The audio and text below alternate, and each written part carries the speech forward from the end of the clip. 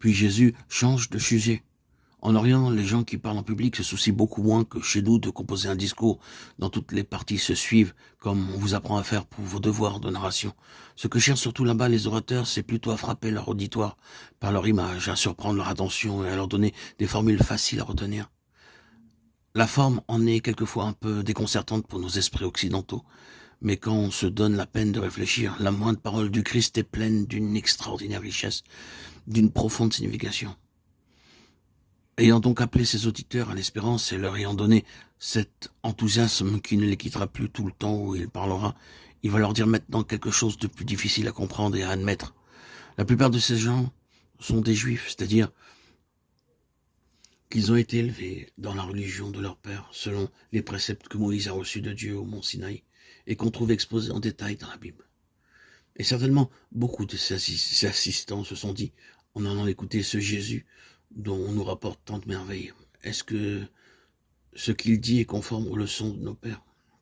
Est-ce qu'il est bien fidèle aux enseignements que nous avons reçus de Dieu depuis Abraham, par les patriarches et par Moïse et par les prophètes? Mais s'il ne fait que commenter les anciens textes, est-ce que c'est vraiment nouveau, vraiment original? Est-ce que cela vaut la peine de se déranger pour l'écouter? Jésus, bien entendu, sait parfaitement les questions qui sont posées des membres de son auditoire. Et il leur dit, je ne suis pas venu supprimer la loi de vos pères, mais l'accomplir. Cette petite phrase vous paraît certainement un peu difficile, mais vous allez la comprendre tout de suite. Que veut dire Jésus par là? D'abord, il affirme à ces Juifs qui l'écoutent qu'il est, lui aussi, comme eux tous, fidèle à l'enseignement que le Père a donné à son peuple au cours des siècles et tel qu'on le trouve dans la Bible. Il ajoute même, pour mieux persuader son auditoire, « Je vous le dis en vérité, le ciel et la terre disparaîtront avant que l'enseignement de Dieu soit devenu inutile. Et quiconque désobéit au commandement de la loi divine n'entrera pas au royaume des cieux. » Voilà donc, qui est bien clair, bien net.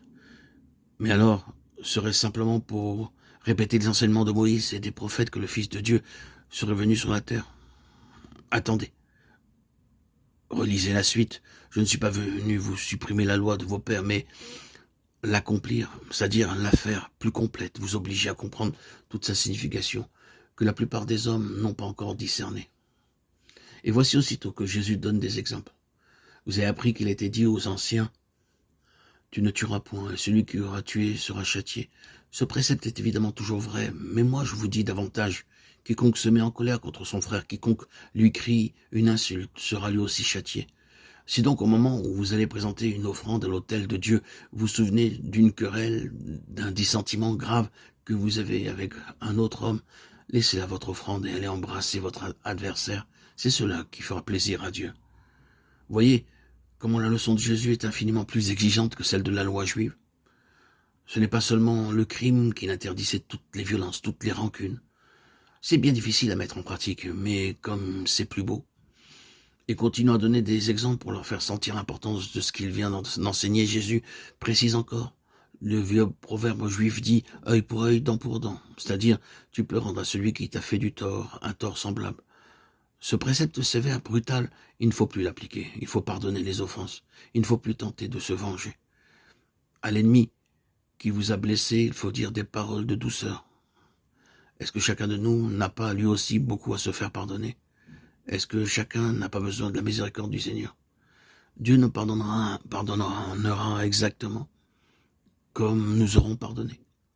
Voulez-vous encore un autre exemple de ce pas en avant que Jésus demande d'accomplir? La loi juive autorisait un homme à avoir plusieurs femmes. Et nous savons que de grands personnages de la Bible comme David et Salomon en ont eu. En effet, d'assez nombreuses.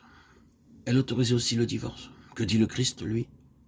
Que l'homme ne doit avoir qu'une seule femme, qu'il ne doit jamais se séparer d'elle, qu'il doit l'aimer toute sa vie, comme la compagne donnée par Dieu et comme la mère de ses enfants. Là encore, voyez quel progrès.